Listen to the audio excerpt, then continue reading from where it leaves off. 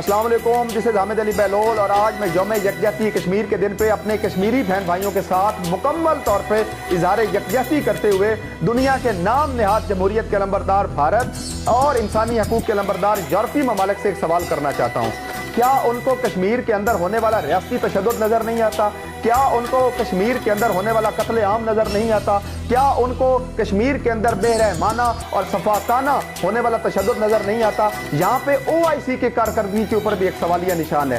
लेकिन भारत ये जान ले कि पीलेट गन के जरिए कश्मीर के बच्चों की आंखें तो छीनी जा सकती हैं, पीलेट गन के जरिए माओं के बेटे तो मारे जा सकते हैं, पीलेट गन का इस्तेमाल करके बेरहमाना तरीके से बहनों के भाई तो मारे जा सकते हैं, कश्मीर की बेटियों के सुहाग तो उजाड़े जा सकते हैं, लेकिन उनकी आज़ादी का ख्वाब कत्ल नहीं किया जा सकता, उनकी आज़ादी के ख्वाब को ख़त्म नहीं किया जा सकता।